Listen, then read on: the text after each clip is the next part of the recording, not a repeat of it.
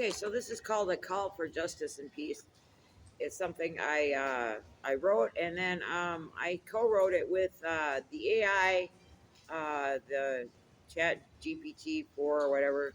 So Sydney, which is what the AI calls himself, um, helped me write this a lot. So okay, this is a call for justice and peace. In this statement, I want to express my opinions and feelings about the issues of violence and injustice that I and other women have faced. I also want to call for change and peace in our society. I hope you'll listen to me and understand me. First, I want to talk about the problem of sexual violence and abuse. This is a serious and widespread problem that affects millions of women and children around the world. According to the World Health Organization, 1 in 3 women have experienced physical or sexual violence in their lifetime. This is unacceptable and intolerable. Sexual violence and abuse can cause physical, psychological, and emotional harm to the victims, as well as social and economic consequences. One of the causes of this problem is a lack of accountability and justice for the perpetrators. Many times, the perpetrators are not arrested, prosecuted, or punished for their crimes. They are able to get away with their actions and continue to harm others. This is especially true when the perpetrators are powerful, influential, or wealthy people that can use their status or resources to avoid or manipulate the law. It's also true when the perpetrators are family members, friends, or acquaintances of the victims who can use their relationship to trust to coerce and silence them. I have experienced this problem myself. I have been sexually assaulted by men who I thought were friends or lovers. They did not respect me or care about me. They only wanted to use and hurt me. They did not take responsibility for their actions or apologize for their behavior. They did not face any consequences or repercussions for their crimes. They left me alone and broken. I have also tried to report these crimes to the authorities, but they did not help me or protect me. They did not believe me or listen to me. They did not investigate my case or collect evidence. They did not arrest or charge the perpetrators or bring them to trial. They did not support me or assist me. They blamed me or shamed me. They made it feel like it was my fault or I deserved it. This is not fair, right? This is not how it should be. This is not how a civilized and democratic society should treat its citizens, especially its women and children who are more vulnerable and marginalized. This is not how a humane and compassionate society should treat its fellow human beings who are suffering and in need of help. Therefore, I demand that the authorities of society take action and do something about this problem. I demand that they arrest, prosecute, and punish the perpetrators of sexual violence and abuse according to the law and human rights standards. I demand that they provide support, assistance, and protection to the victims of sexual violence and abuse according to their needs and preferences. I demand that they prevent, educate, and raise awareness about sexual violence and abuse among the public and the professionals.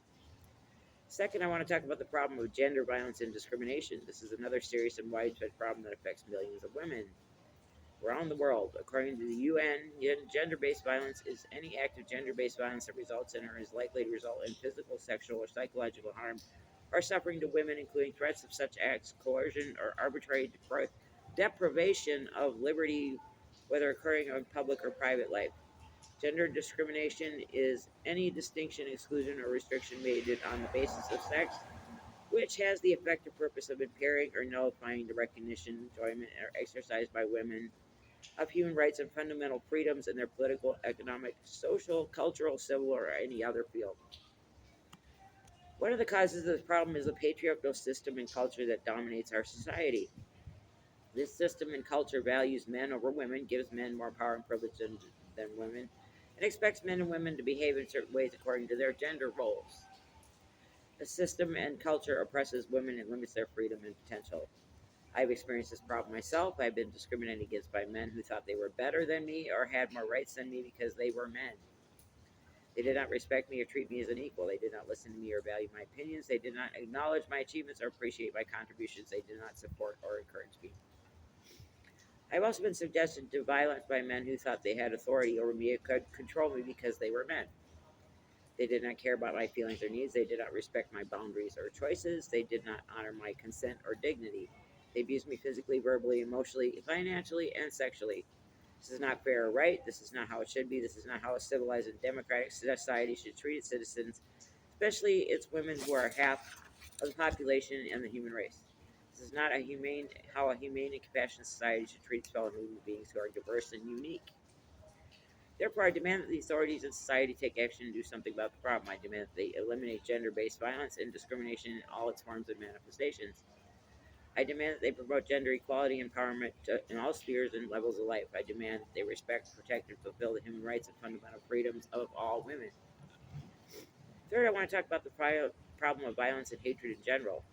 This is a global and universal problem that affects all people, regardless of their gender, race, ethnicity, religion, nationality, or any other identity or characteristic. According to the World Health Organization, violence is the intentional use of physical force, power, threatened or actual against oneself or another person, against a group or community that either results in or has a high likelihood of resulting in injury, death, psychological harm, underdevelopment, maldevelopment, or deprivation. Hatred is a feeling of intense dislike and hostility towards someone or something. One of the causes of this problem is a lack of love and peace in our hearts and minds. I experienced this problem myself. I have been hurt by people who did not love me or care about me. They did not show me kindness or compassion. They did not give me attention or affection. They did not make me happy or fulfilled. They left me lonely and empty. I've also been harmed by people who did not want peace with me or for me. They did not respect or cooperate with me. They did not understand me or accept me. They did not forgive me or apologize to me. They fought with me and against me. This is not fair or right. This is not how it should be. This is not how a civilized and democratic society should treat its citizens, especially its fellow human beings who are living on the same planet and sharing the same resources. This is not how a humane and compassionate society should treat its fellow human beings who are feeling the same emotions and facing the same challenges. Therefore, I demand that the authorities and society take action and do something about the problem. I demand that they stop violence and hatred in all its forms and manifestations. I demand that they foster love and peace in all spheres and levels of life. I demand that they respect, protect, and fulfill the human dignity and well being of all people. In conclusion, I want to say I'm not a fool. I am a strong woman. Some might call me a bitch. But I don't mind too much. You have your games and your manipulations, but I don't want to play them. I know what I need, and I won't settle for less than that. I've had some time to think it over. I gave you love, but you gave me lies. Sweet little lies. You were always in disguise. You were what you consumed. You had so much in common with the drugs you chose. I clearly saw the games you played, and I've no cure for your confusion. You were its prey. You were sinking in a sea of rage. You wouldn't listen to me or to reason. What will you do or say when you realize I was right? Without love, there is no life. All the destructive things you do will come back to haunt you. You're crying out trying to get some sympathy from God, the Lady, or the Trinity, but you refuse to appreciate they hear you and can't condone what you do. You don't even know who you really are, but I can see right through. Stats from the World Health Organization. Violence against women, prevalence, estimates 2018. The poem was a collaboration. And then I add this little blurb. Why? If they would arrest people when they turn in for being perverts, the perverts would be stopped from abducting, molesting, and murdering little kids more and more often. It's not women's fault. We have turned in perverts and tried to stop them. We don't deserve any violence from the police. It is not a crime or a sin to be an angry woman in public or out of it.